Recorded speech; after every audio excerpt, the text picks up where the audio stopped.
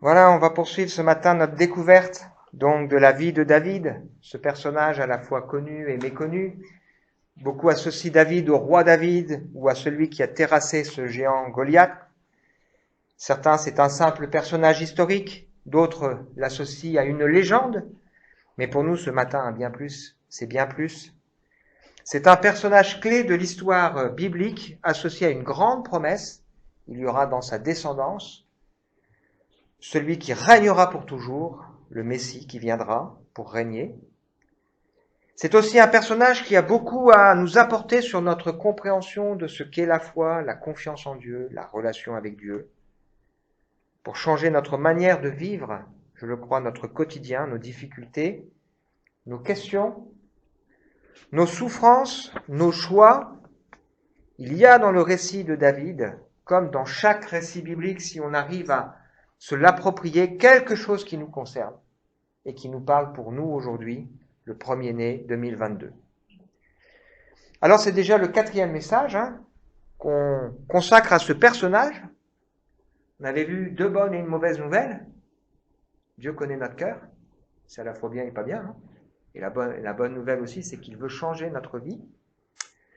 On avait vu aussi que cette parole « Prends courage, lève-toi, il t'appelle », qui est finalement une manière de résumer l'évangile, à un moment donné, quelque chose de personnel, il t'appelle, qui nous dit voilà, les choses peuvent changer, donc c'est vraiment quelque chose qui doit nous aider, et il y a une décision à prendre.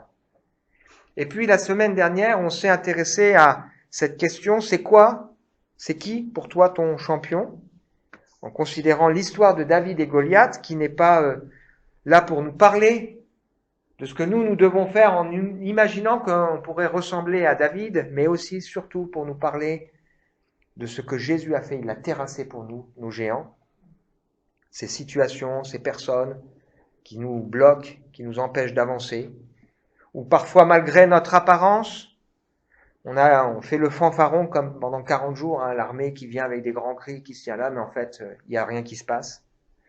Dieu envoie celui qu'on n'appelle pas pour nous secourir, et qui vient donc nous transformer. Alors jusqu'à présent, à part l'histoire de David et Goliath, là, David il n'a pas fait grand-chose, disons il n'a pas beaucoup parlé dans les textes bibliques, et il a quelque part, il s'est laissé guider par un petit peu les événements, et ça c'est quand même quelque chose qui est aussi intéressant. Alors le titre du message de ce matin, si ça veut bien marcher, non, voilà. J'avais pensé au départ à mettre une réalité et un moyen de grâce à considérer. La réalité qu'on va voir ensemble, c'est que la vie chrétienne n'est pas toujours facile. Et que c'est pas parce qu'on appartient au Seigneur qu'on n'a pas des gens qui s'opposent à nous et qui nous posent des problèmes. C'est parfois injuste, la jalousie, la méchanceté, etc. Mais Dieu nous donne aussi des moyens de grâce. Et je crois que c'est vraiment important pour nous ce matin de réaliser que Dieu met à disposition de chacun de ses enfants des moyens de grâce. Il nous a laissé sa parole, à travers laquelle il se révèle. Il nous a donné bien sûr la prière, mais il s'est donné aussi l'Église, les frères et sœurs.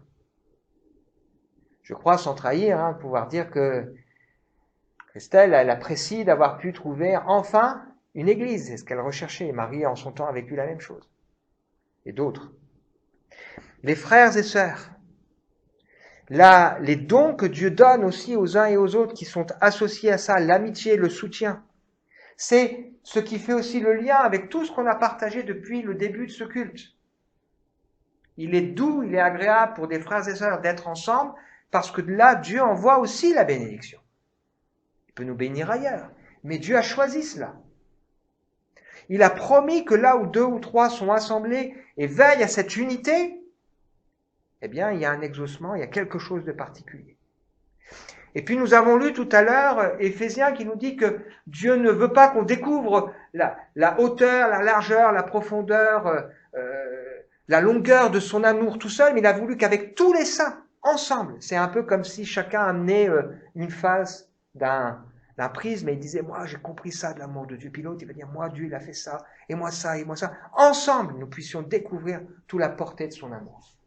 Je ne peux pas connaître Dieu pleinement tout seul. Paul, il prie pour que ensemble nous découvrions tout cela. Et il dit, celui qui peut faire par la puissance qui agit en nous infiniment au-delà de tout ce que nous demandons ou pensons dans l'Église et en Jésus-Christ, à lui soit la gloire au siècle des siècles. Alors l'Église, on le sait, c'est pas un bâtiment, c'est pas une institution, c'est l'ensemble de frères et sœurs qui essayons de vivre la marche avec le Seigneur et la foi, qui apprennent à aimer Dieu, qui apprennent à s'aimer, à se pardonner parfois. Et il y a parfois des petites difficultés, des petites épreuves. Lorsque Pierre a compris, il a confessé, Jésus pose la question, qui suis-je au dire des hommes? Il dit, tu es le Christ, le Fils du Dieu vivant. Jésus lui dit, tu es Pierre. Et cette révélation, elle est pas venue de la chair et du sang, mais c'est le Dieu qui t'a donné cette révélation, et il dit tout de suite, je bâtirai mon église. Donc dès que Pierre comprend qui est Jésus, il associe ça à la révélation de l'église. Et on ne peut pas vivre sa foi seul, c'est pas possible. C'est pas ce que Dieu a voulu. La lettre aux Éphésiens nous dit d'ailleurs que Christ a aimé l'église et il s'est livré lui-même pour elle, afin de la sanctifier en la purifiant et en la lavant par l'eau de la parole, pour faire paraître devant lui une église glorieuse, sans tache ni ride, ni rien de semblable, mais sainte et irréprochable. Jésus s'est livré lui-même pour l'église. Le but de la mort de Jésus, c'est mon salut, c'est ton salut, c'est notre salut, mais le but de la mort de Jésus, c'est aussi de se constituer une église. Il s'est livré lui-même pour l'église. Et donc, de la même manière que Dieu choisit de se révéler aux hommes par des hommes, et que le meilleur témoignage, ce sont des êtres humains, mais aussi le pire témoignage, de la même manière, la bénédiction immense associée aux frères et sœurs, parfois, ça peut être cause de grande souffrance, et nous devons vraiment veiller à cela. Alors le titre, finalement, ce sera plutôt « Prends courage, tu n'es plus seul ». Prends courage, tu n'es plus seul. Mais les deux vont ensemble. Est-ce que ça vous est déjà arrivé de vous sentir seul? Parfois, on peut être seul au milieu d'une grande foule. On peut être seul au milieu d'une famille ou d'un repas de famille. D'une certaine manière, dans nos vies, on est de toute façon seul à assumer nos pensées, notre histoire, etc., etc. Mais il arrive parfois qu'on ressente la solitude d'une manière particulièrement pesante lorsqu'on traverse des moments compliqués et difficiles. Et c'est dur. C'est associé d'ailleurs au découragement. On se rappelle l'histoire d'Élie, cet homme de Dieu qui vit des choses formidables. Dieu l'envoie, il défie les faux prophètes, il fait mourir 400 faux prophètes de Baal et 450 d'Astarté. C'est formidable. Et puis il y a une femme là qui s'appelle Jézabel qui dit « Ouh là là, moi Élie, je vais m'occuper de lui. » Et là, il est découragé, il est 36 pieds sous terre. Comme quoi, des fois, c'est pas rationnel nos vies. Il vient de vivre un truc extraordinaire avec Dieu. Voilà, devant 900 bonhommes, et il s'effondre devant une femme qui ne fait que aboyer. Et il dit à Dieu, j'en ai marre, je suis tout seul. Et Dieu lui dit, mais non, il y a 700 bonhommes là qui n'ont pas fléchi les genoux devant les faux prophètes. Et lui, Élie, il est découragé, et dans son découragement, il se dit, je suis tout seul. Ça m'est arrivé des fois de me dire, devant la difficulté aussi avec l'Église, de me dire, Seigneur, je suis tout seul. Et c'est pas vrai. Il y a des frères et sœurs qui prient pour nous. Alors des fois on ne le voit pas, mais le Seigneur veut nous dire, prends courage. Peut-être jusqu'à aujourd'hui tu t'es senti seul, là aujourd'hui, prends courage, tu n'es plus seul. Ça nous amène au texte qu'on va lire maintenant, dans 1 Samuel, chapitre 18, les versets 1 à 16, et on va considérer ensemble 3 types de rencontres que David va faire. C'est bon pour vous? Quand David eut terminé de parler avec Saül, Jonathan s'était profondément attaché à David et s'était mis à l'aimer comme lui-même. C'est le frère, non, c'est le fils à Saül. C'est bon pour vous pour le lire en même temps? Saül ne le laissa pas retourner dans la maison de son père. Ce jour-là, il le prit, donc il prit David chez lui. Jonathan conclut un pacte d'amitié avec David parce qu'il l'aimait comme lui-même. Il enleva son manteau, le donna à David et lui offrit aussi son équipement, et jusqu'à son épée, son arc et son ceinturon. Chaque fois que Saül envoyait David en expédition militaire, David accomplissait sa mission avec succès, de sorte que le roi lui confia le commandement de ses troupes de choc. Il était estimé de tout le peuple, ainsi que des ministres de Saül. Lorsqu'ils étaient revenus de la guerre, après que David eut tué le Philistin, les femmes étaient sorties de toutes les villes d'Israël à la rencontre du roi Saül en chantant, en dansant, en poussant des cris de joie au son de tambourins et de cymbales. Elles chantaient en chœur alterné tout en dansant. Saül a vaincu ses milliers, David ses dizaines de milliers. Saül le prit très mal et se mit dans une grande colère. Elles en attribuent 10 000 à David, dit-il, et à moi seulement 1000. Il ne lui manque plus que la royauté. À partir de ce moment-là, Saül regarda David d'un mauvais œil. Dès le lendemain, un mauvais esprit envoyé par Dieu s'empara de Saül, de sorte qu'il entra dans un état d'exaltation au milieu de sa maison. Comme les autres jours, David jouait de son instrument. Saül avait sa lance en main. Soudain, il lança la lance en se disant « Je vais le clouer contre la paroi ». Mais par 2 fois, David esquiva le coup. À partir de ce jour-là, Saül craignit David, car l'Éternel était avec David alors qu'il s'était retiré de lui. C'est pourquoi Saül l'écarta d'auprès de lui et le nomma commandant d'un millier d'hommes.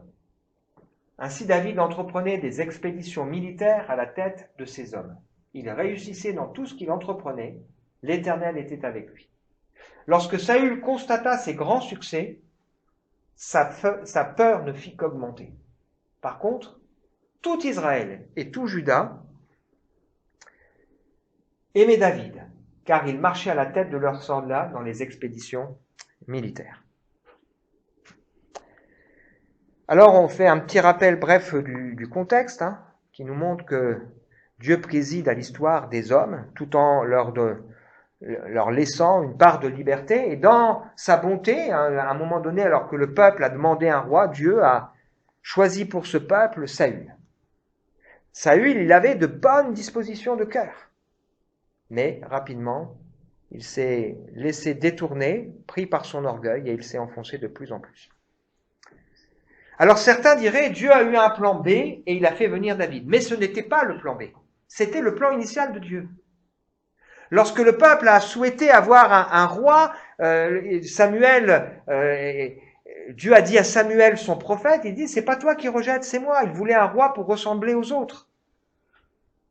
Et le roi que Dieu voulait directement pour ce peuple, bien sûr, c'est lui-même, c'est Jésus, mais c'était aussi le roi David, qui est un homme selon son cœur.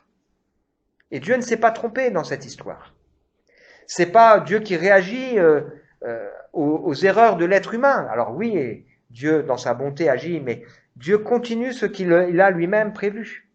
David, ce petit dernier qu'on n'invite pas à la fête de famille, mais que Dieu prépare dans l'ombre. Le berger, qui au contact de ses brebis, développe des qualités de cœur, qui font de lui un roi dont Dieu va pouvoir se servir, aimant, attentionné, protecteur, engagé, qui a le sens du devoir. Il ne laisse pas les brebis là, il se bat pour elles, et du sacrifice. Et il fallait que David vive ça en tant qu'enfant avec ses brebis. Et parfois dans nos vies, on se dit, mais pourquoi, Seigneur, David devait se poser parfois la question, marche, voilà, mais pourquoi il y a le loup qui vient nous attaquer, machin, mais Dieu le forme à travers tout ça. Il est musicien et à travers tout ça, Dieu développe en lui des qualités pour composer, pour interpréter, une sensibilité qui sera utile dans la composition des psaumes. Et il s'en servira pour l'amener au palais du roi. On dit, voilà, on a fait venir auprès de toi un jeune enfant, là. Quand il joue, il y a quelque chose qui se passe. Et Dieu va se servir de lui.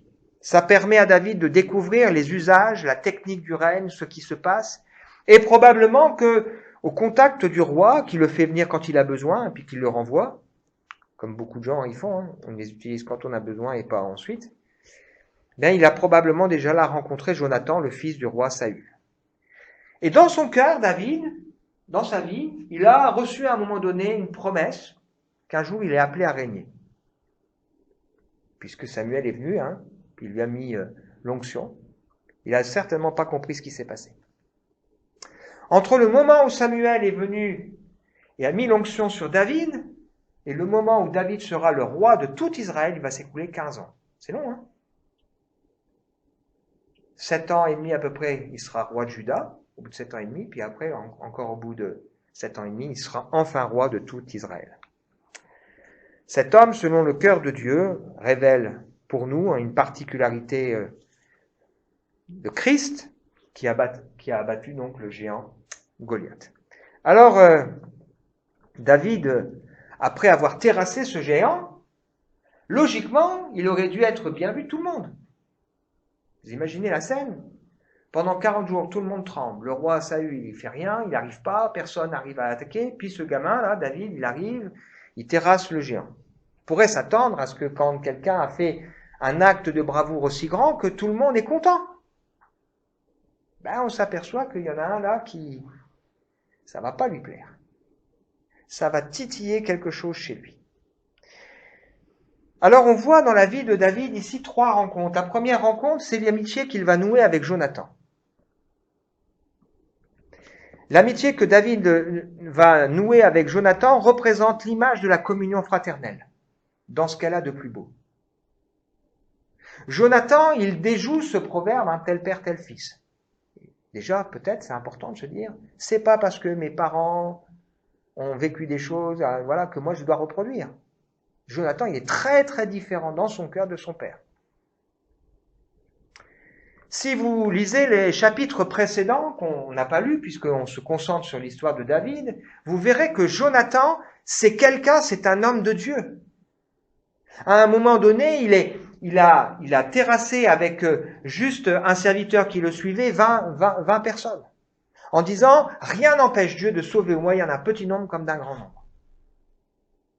Donc c'est quelqu'un qui a foi en Dieu, c'est quelqu'un qui est vraiment engagé avec le Seigneur. Et alors que son père Saül est tourmenté et commence à perdre la raison, prêt à faire mourir David, on voit que Jonathan, lui, il raisonne différemment.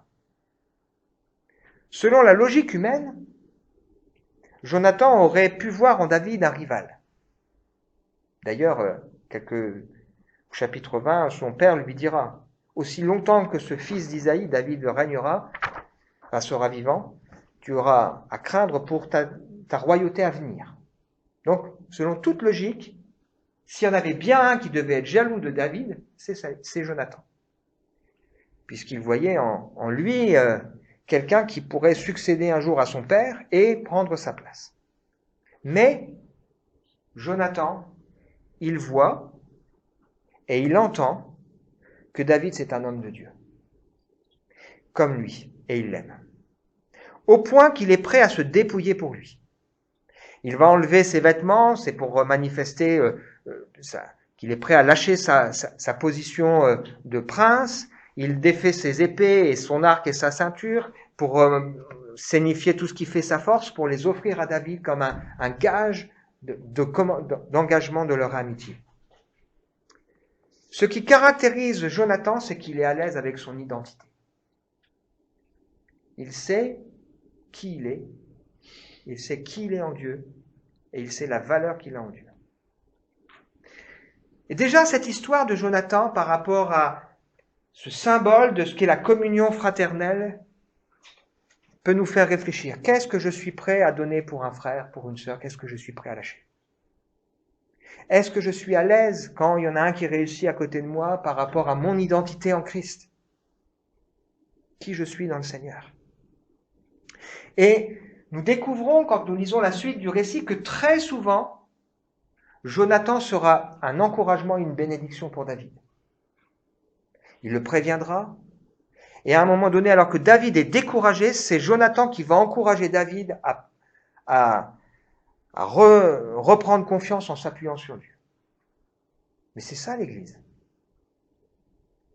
Parfois, on a l'impression qu'il y en a un là qui sait tout, David, tout marche, Dieu est avec lui. Oui, c'est vrai, mais des fois, c'est dur. Hein. Et heureusement qu'il a à côté de lui un Jonathan. Il est plus seul, David. Et Dieu met sur la route de David un Jonathan avant même l'épreuve, parce qu'il en a besoin. Et j'ai envie de nous inviter à réfléchir, qui sont les Jonathan que Dieu met sur ta route? Et peut-être nous inviter à nous dire, est-ce que toi, tu veux pas être Jonathan pour quelqu'un? Une source d'encouragement, une source de bénédiction, quelqu'un qui va pouvoir, dont Dieu va pouvoir se servir. Il est important de nous laisser entourer de Jonathan comme David a pu le faire, une amitié qui a duré. Donc, nous sommes les uns et les autres, sous réserve bien sûr de notre fidélité, de notre engagement avec Dieu, des cadeaux de Dieu à Jésus. Jésus, il le dit dans Jean 17, me voici avec ceux que tu m'as donnés. C'est-à-dire qu'il comprend que ce sont des cadeaux, mais nous sommes aussi les uns et les autres des cadeaux de Dieu à l'Église, sous réserve bien sûr de notre fidélité et de notre engagement avec le Seigneur. David a besoin de Jonathan, mais Jonathan a aussi besoin de David. Il n'est pas question ici, bien sûr, d'une amitié irréfléchie. Il est question de savoir s'entourer de personnes qui partagent authentiquement la foi.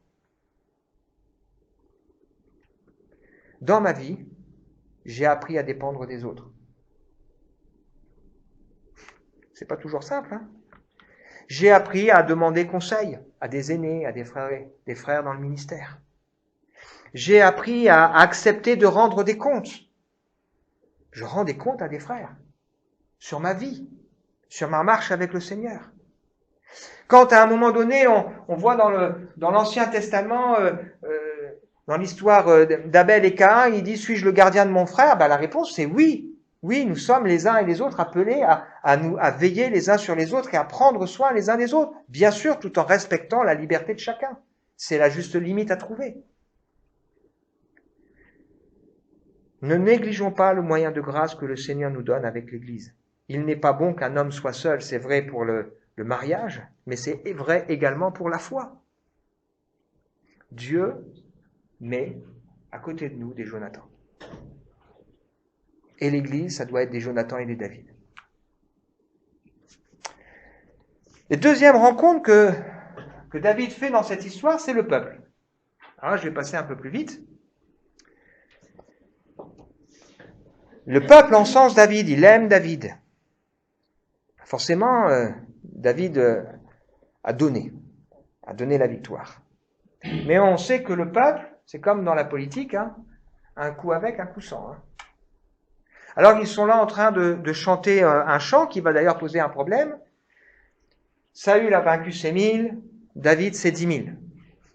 Alors il semble que dans la prose hébraïque, c'est une formulation qu'on retrouve fréquemment. Par exemple, dans le livre du Deutéronome, il nous est dit « Un guerrier à lui seul en poursuivait 1000, et à deux ils en poursuivent 10 000. » Ou dans le psaume 91, « Que 1000 tombent à ta droite et 10 000 à ta gauche, tu ne seras pas atteint. » Donc il semble que dans la prose juive, c'était une façon poétique d'utiliser cela. Mais on aura toujours autour de nous des gens qui s'intéresseront à nous quand ça marche, et puis qui se détourneront le jour où ça ne marche pas. Il y a aussi ça. Des gens qui nous abandonneront dès qu'il y aura une difficulté ou dès qu'on n'ira pas dans leur sens. Donc il faut dans nos vies savoir être prudent et discerner les choses. Jésus l'a vécu. Jésus l'a vécu. Les hommes politiques le vivent. Nous le vivrons peut-être aussi un jour. Celui qui a beaucoup d'amis les a pour son malheur, mais il est tel ami plus attaché qu'un frère. Donc il faut de la prudence dans nos relations et aussi de la profondeur. C'est ce que cette histoire aussi nous enseigne. Puis enfin, nous avons cette histoire avec Saül, qui est aussi très très intéressante. Le problème de Saül, c'est que sa valeur, il l'attribue à sa position, il l'attribue à son prestige, il l'attribue à ce qu'il fait et non pas à son identité réelle. Et donc, quand il voit David qui a une victoire, il craint pour sa position, il craint pour son prestige, il craint que quelque part David lui enlève quelque chose. C'est quelqu'un qui n'est pas réconcilié avec son identité en Dieu. Et ce matin, j'aimerais insister pour chacun d'entre nous à réaliser qui nous sommes, à partir du moment, bien sûr, où on a donné notre vie au Seigneur, qui nous sommes en Dieu. Ce que nous sommes en Jésus ne dépend pas de ce que nous faisons, mais de ce que nous sommes en lui. Ses enfants, précieux, bien-aimés, pardonnés, ceux pour qui il a donné sa vie, ceux qui le tiennent dans sa main. Et si nous sommes à l'aise avec cette identité en Jésus, en Dieu, bien, ça nous préservera de beaucoup de choses et nous avons besoin de régulièrement nous rappeler qui nous sommes en lui. Nous sommes le temple du Saint-Esprit. Le fait que David ait l'onction, ça inquiète Saül. Et Saül laisse dans son cœur venir quelque chose de mauvais, l'amertume, le trouble. Et on voit que ce que vit Saül, ça va rejaillir sur les autres par la suite. Et cette histoire, elle nous met en garde et elle nous invite à veiller aussi sur notre cœur. La jalousie, l'amertume, la rancœur, tout ça c'est mauvais. Ce sont des racines que si on ne veille pas et si on ne les enlève pas, elles produisent du trouble et elles infectent même les relations avec les autres. C'est ce qu'on retrouve dans l'histoire de Jacob et Ésaü. La lettre aux Hébreux qui en parle, elle nous dit que Ésaü, les racines d'amertume, ont infecté même ceux qui étaient autour. Et ce n'est pas fini, parce que au lieu de considérer David comme quelqu'un qui peut l'aider, quelqu'un qui veut l'aider, et David, il fait rien de mal, il est très humble, il a été vraiment, il commence à regarder David avec un mauvais œil, et il commence à avoir peur de lui. On voit en Saül un pervers narcissique qui est un manipulateur. Rappelez-vous qu'il avait promis que celui qui triompherait du géant Goliath, il lui offrirait sa fille. Il va pas le faire. Un coup il dit blanc et puis il le fait pas et puis il change, etc. Si vous lisez un petit peu la suite, vous verrez que même ensuite, il va donner donc sa fille aînée à quelqu'un d'autre, qu'il avait quand même promis. Et puis il va donner une deuxième fille à David qui s'appelle Michal, en se disant que cette femme-là sera un piège pour lui. Alors en plus cette femme, elle l'aimait. Elle aimait David. Mais Saül, il savait très bien qu'elle serait un piège pour lui. Et c'est pas parce que quelqu'un nous aime qu'il n'est pas un piège. Et donc là, ça nous invite aussi à faire attention à nos engagements de cœur, etc., etc. Elle sera un piège pour lui parce qu'au début, elle va l'aimer, elle va même le défendre, et à un moment donné, elle va même le mépriser, si vous lisez la suite de l'histoire. Et si David, quelque part, c'est un type de Jésus, celui qu'on n'appelle pas, celui qui est humble, qui est le sauveur, celui que Dieu utilise, que Dieu bénit, etc., etc., on voit en Saül un type du diable, celui qui est déchu, l'ange déchu, qui est tantôt le lion rugissant, mais tantôt le serpent doucereux. Et rappelons-nous que le diable, il peut dans notre vie ressembler à un lion rugissant, nous attaque de front, mais il peut de temps en temps être comme un serpent doucereux qui vient nous essayer de nous piéger et de nous faire du mal. Saül, c'est un homme imbu de lui-même. Dieu résiste aux orgueilleux. C'est un homme autoritaire. Décide maintenant, David, tu resteras chez moi. Tiraillé par la peur, tiraillé par son image, tiraillé par son besoin d'être aimé, au point de devenir quelqu'un de détestable. Conclusion pour nous ce matin, le type qui aurait pu être une réalité, les luttes et les combats, ou un moyen de grâce à considérer, c'est « Prends courage, tu n'es plus seul ». Et donc c'est important pour nous de réaliser ces deux éléments qui font partie de la vie. Nous sommes appelés à traverser des moments difficiles. Je pense que vous le savez, mais c'est bon de se le rappeler. Mais en même temps, Dieu met autour de nous des Jonathan, des hommes et des femmes qui sont là pour nous aider. Et il y a une bonne nouvelle pour nous. Prends courage, tu n'es plus tout seul.